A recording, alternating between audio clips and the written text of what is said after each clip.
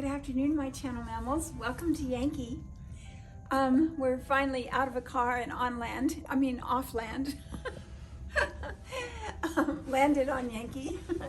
Anyway, I hate to beat a dead horse, but I feel like I keep on growing through this thought, and also how to communicate it best with you.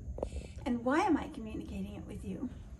So after the video that I made about the whole idea of imitation being the highest form of flattery, and as my friend said, the highest form of flattery actually being the highest form of thievery. And so then I wrote a comment in the comments of the YouTube channel, and we realized that probably most people wouldn't read it if they were like me. Because when I see a long comment, I think, oh, I'll do that later, or maybe never. So we thought it was important enough to read it to you. But I have even more important ideas to share with you after I read this. And I haven't read it since I wrote it, which was a week ago at least. So I hope I don't bumble and stumble around too much. Okay, here we go. This was in response to the first comment from Coffee with Frosty, whose lovely, kind statement inspired me to answer all of your wonderful comments at once. I hope you have the stamina to read every word below, as I think it better speaks than the video. We'll see. Frosty, as I have grown, I am gently understanding a higher thought. I've realized that all that is seemingly real in our experience is simply a mortal mind, wicked suggesting we are helpless victims, rather than the truth that there are not two powers, good/God and evil. It is in our own acceptance of God as all in all, where we see our experience reflecting the one God. God is love, and the truth of his creation is good. We can be healed of these bad hauntings by rising higher in our fuller grasp of the truth of being, the being that we are God's reflection. If we have an ugly experience, we can change that within our own consciousness. And thus, the seeming circumstance falls away. Jesus taught and demonstrated this pure thought, what this pure thought does for our experience. Didn't he? Everything fell away that was in the way of the true nature of man. But Jesus, as the man who best advocated the message of the Christ in this age, strictly expected that we too must never leave heaven for earth. In this manner of thought, we too can have the liberation from all evil, as in our Lord's Prayer, quote, "As in heaven, so on earth, God is supreme," end quote. He could heal instantaneously, and certainly without some kind of mortal delusion that, besides the clear concept of God's creation, a material medicine band-aid, a red herring or temporary fix, should be turned to, quote, "just in case God is not all in all."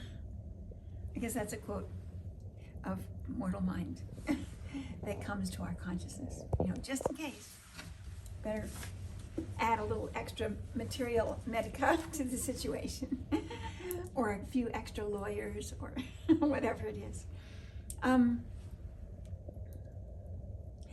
His work was immediate, and to the degree we follow his instructions, our work, for whomever wants to follow this straight and narrow path, is free from whatever ails us immediately.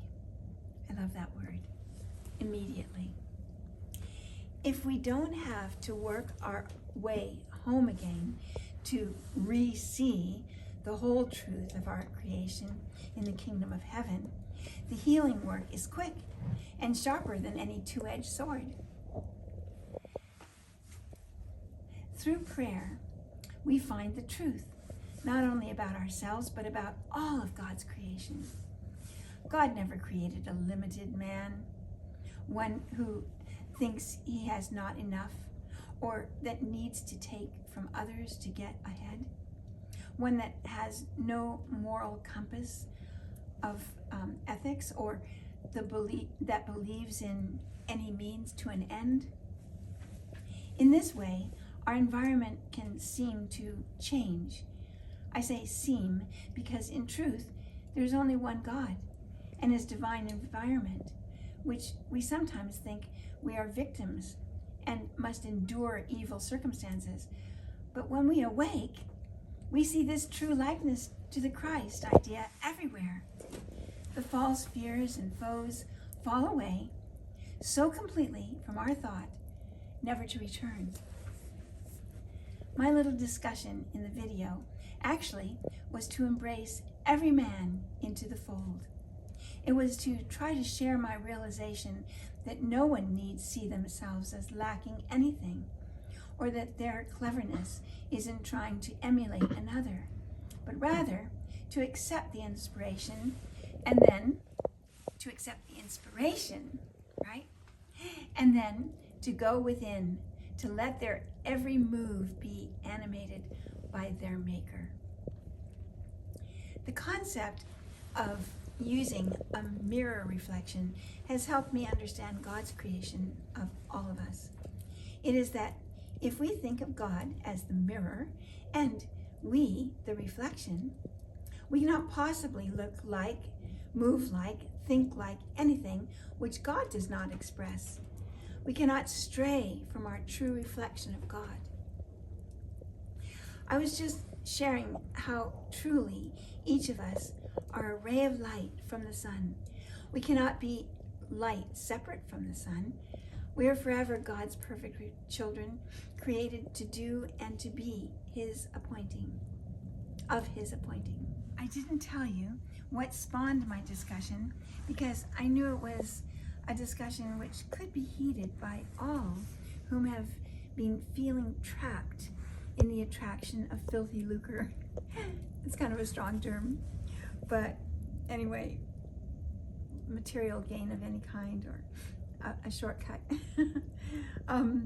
Or even the blinding lights of fame and fortune, or the belief that we lack our own originality and so must be stuck in the rut which the world has put before them by knocking off this sweet, pure expression of the true mission of MacKenzie-Childs. You know, the only thing honest about the stealing of our work is that right away, those who took MacKenzie-Childs rewrote the mission statement. And I was glad of that. The original mission statement, our mission statement, was MacKenzie-Childs Limited. I think it's just MacKenzie-Childs. I don't think Limited is in there. MacKenzie-Childs brings homeward compliments home to reveal freedom, jubilance, and purity. I think you can look up the mission statement they use, which is fully about money and sales, which is the actual idea of the company they call MacKenzie-Childs. So back to the reason I spoke to everyone was because of a business decision. I wanted you to know that I'm not harping on this. I don't think about it year after year or ever. I just feel God's presence all around me, wrapping me up. I never felt that anything came from me or from Richard. I just felt we were going along following God's direction. So it's never been a hard thing. I don't want you to think we've ever been sad or lacking. Even when everything's taken away, we didn't feel like we had nothing left. We felt abundance and new inspiration every moment. So I don't want you to feel sad for us. No, not at all. We're moving right forward. Yes, it's different, but it's okay. And I don't think it's good what happened. I don't think it was right, principled in any way. It might be written in here, I don't know, but a good friend of ours from probably one of the biggest financial companies in the world, well, maybe not in the world, but almost, said that when they take on a company, take over a company that's in the middle of bankruptcy, which was unnecessary to be taken. We were working it all out, but anyway, he said, the first thing we do is make a plan to take care of the person who started the company, the person whose company it was, to make sure that they were set for life. And if we couldn't set them for life in wonderful ways, all the right ways, then we wouldn't feel that there was enough for us to take on the company. So we would only take on the company if we first could set up the owner. And I thought, well, that's such a noble, full idea of such a thing in business. But this situation was very brutal. It was very harsh. It just took everything. And so we, it was just interesting that, and it's important for you to know this. I'll explain it in a little bit more thoroughly. Okay, so now back to reading. So back to the reason I spoke to everyone was because of a business decision I needed to make, which led me to see the confusion which is being caused and would continue to be caused if I were to go into the agreement with a personal, multi-talented, with a person with multi-talents and skills, who not only sells the genuine MacKenzie-Childs, but who is also willing to accept a commission from the large clients to make duplication of the real MacKenzie-Childs, or to emulate it in many ways. And it would be for us, so this person knows how to copy very well, but to sell the real McCoy, whilst also open to knocking it off, put up a flag of responsibility on my part to not walk into an iniquitous motive. You see, I was wanting to go into this business relationship because I thought it seemed easy, and that this person is very good with sales, good with pricing, good with relationships, good with building relationships, and good with repairing something or copying something. And I thought, well, that would sort of take care of everything. I wouldn't have to be involved. But yet we do need to sell things, and we need them, and we made them to be out in the world, making a better world and blessing others. So it was exciting for me to think that we could join up with this person and things could quickly move into wonderful places. But I thought, no, that was a selfish, easy way out. That was basically the same thing, a shortcut to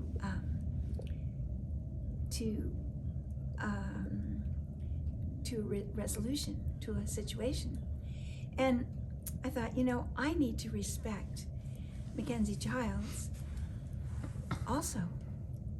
It was a gift from God. It was given to us from God. And for me to take advantage of it on a different plane, it felt like what I was just talking to you about. It felt like we were stuck in some kind of a way to get out of it, or to get something else out of it. And I just didn't feel right about it. And I thought, already the public is confused. The company that took it on originally, mission was to confuse confuse people, so that they could keep on making money when people thought, oh, are Victoria and Richard still there? Or were they all taken care of and they decided they wanted to go off on a fling? Or, whatever. Well, all the different stories that they would get. And I thought none of that was true. And the truth needs to be known, but it's not my job maybe to do that. But the main thing is, I just didn't want to enter into more confusion, because if our name comes back into it, that we are involved in this business of, somehow it could confuse, because the person that is the connector with the public, with these clients, they would think, I don't know, they would just be more confused. They would think, oh, this is all legitimate. I can ask her to do as much as we want her to do, and she can just keep on doing it. I feel I can sleep at night. I don't know, but it didn't feel like I should enter into that business because of the confusion, and not because of anything that anybody else has done differently than anyone else. And I don't have it doesn't follow me around or haunt me. It really doesn't. It's just that I had to make a business decision. And that's what caused me to start thinking about all this and sharing it with you. Sharing things. Okay, I go into it here. I do not personalize it connecting to any person in question. So I decided to make a video which applies to every shade of darkness. I truly see that all of these folks, many of them, cheerily send us photos of their copies. So I know they are suffering a state of moral idiocy which has slowly grown into our culture. You see, they are knocking off the original works, copying and getting either money or whatever, and showing them to us. So it shows that they have no idea what they're doing. So I'm saying here, I care so deeply for America and our values based upon our equality under God and our honor and respect for all mankind. If we don't turn the corner now, we will have nothing of honor in this wonderful invention of America, worth existing for. It is a long way back to the return to honest values and the moral laws we were built upon. We alone can fight for our American dream and win it back, for our comrades and the wholesome families which are the core and strength of In God We Trust. Thus seeing clearly the hope and the promise before us still. Ahoy, Victoria. So, just a quick synopsis. I had to think about something like this because I was jolted to think it by my conscience that, wait a minute, this is only going to confuse the public more. And we've struggled with this for years and years and years, where people didn't even want to hear the truth. They'd ask the truth and we'd tell them the truth and they'd say, they just wanted to erase it from their thought, because a lot of people were building collections for the future.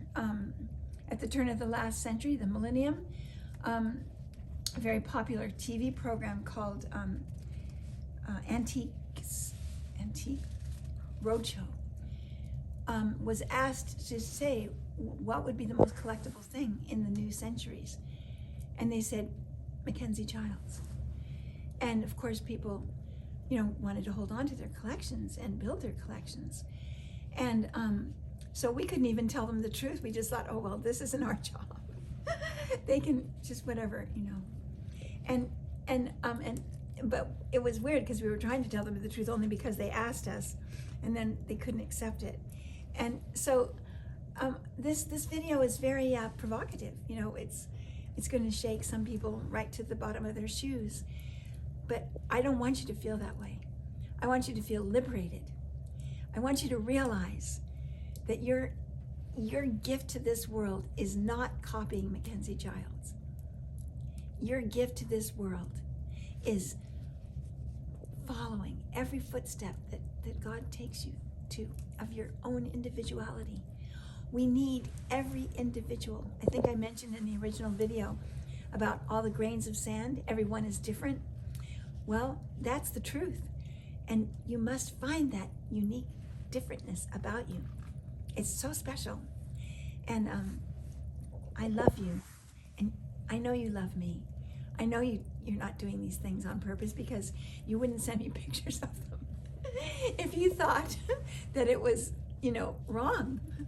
So let's just rejoice and go forward. I will have to change the business decision somehow.